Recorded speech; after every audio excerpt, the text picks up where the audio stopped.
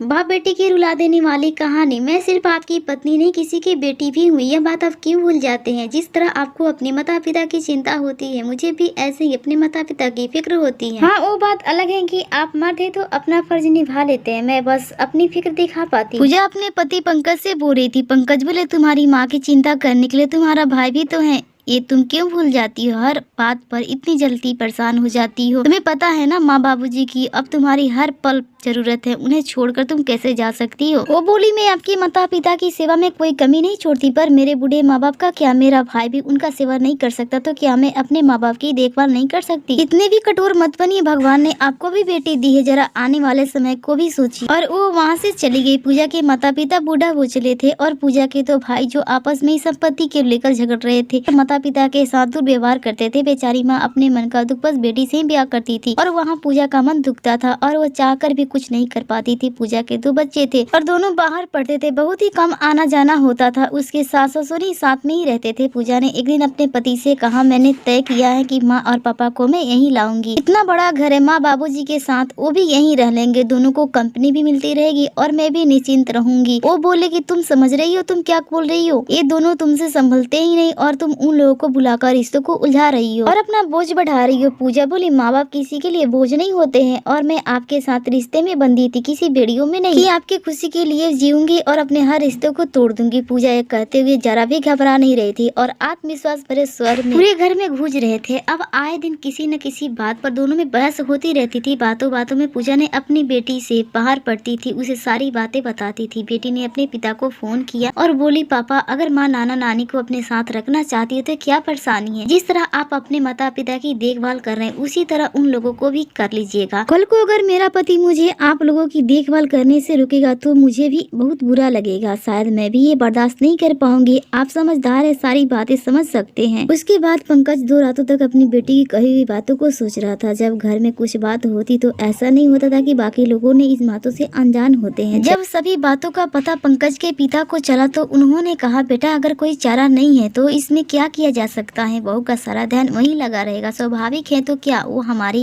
है इस घर की और अपनी क्या देखभाल कर पाएगी? पंकज की माँ बोली, हाय है, क्या तो अब अपनी बेटी के ससुराल में ही आकर रहेंगी? भगवान ऐसे दिन किसी को न दिखाए। तभी पूजा वहाँ आई और बोली, माँ जी जानती हूँ उन रूढ़िवादी नियमों से जहाँ बेटी की माता पिता उनके ससुराल में नहीं रहते, पर ये मेरा ससुराल नहीं है, मेरा घर है। ससुराल तो उसे कहते हैं जो गाँव में होता है, जहाँ में मेरी शादी हुई थी। यहाँ तो ये नौकरी करते हैं और घर ले लिए, घर परिवार से बनता है। जो आप लोग हैं, मैं रिश्तों में बंधी थी, किसी बेड़ियों में नहीं कि लोग मेरी खुशियों और मेरी भावनाओं का मातंडन लगाए। भगवान ने आपको अच्छा बेटा दिए है, तभी आप ये बोल पा रही है। मेरी माँ को तो ईश्वर ने 2 बेटे दिए, परंतु वो तो माँ के दूध का कर्ज भी नहीं निभा पाई। इतना बोलकर वो रोने लगी। सभी ने बैठकर बात विमर्श किया और ये समाधान निकाला कि पूजा के घर के सामने वाला फ्लैट उनके माता पिता के लिए लिया जाएगा, ताकि पूजा दोनों परिवारों को देखभाल एक साथ करेगी और संबंधों में एक दूरी और समान रूपी प्यार बना रहेगा। बेटी की माता पिता अपने बेटी के घर जल्दी रहना नहीं चाहते। बड़ी मुश्किल से माता पिता को मनाकर पूजा अपने शहर में लेकर आई थी। पिता को पेंशन मिलता था तो वो भी किसी पर निर्भर नहीं रहते थे, परंतु मन का दुख वो किसी और से प्यार नहीं कर पाते थे। समाज के रूढ़िवादी बेड़ियों को तोड़कर एक पिता अपने बेटी के पास रहने आए तो बेटी ने खुले दिल से उनका स्वागत किया और अपनी बेटी होने का फर्ज निभाया। लड़की जब शादी करके किसी परिवार में बनती है तो अपनी आजादी और अपने रिश्तों का सौदा नहीं बल्कि उन्हें जीती डोर से बांधती है, ना कि किसी बेड़ियों में। उनकी मन की भावनाओं को भी समझे और अपने माता पिता के जैसे ही अपनी पत्नी के माता पिता को समझे। इससे बंधनों में प्यार और समरण की भावना जागती है, जो हमारे समाज के लिए एक अच्छे उदाहरण में जागृत करती है। अगर बहू अपने सास ससुर की सेवा कर सकती है तो अपने माँ बाप की क्यों नहीं कर सकती?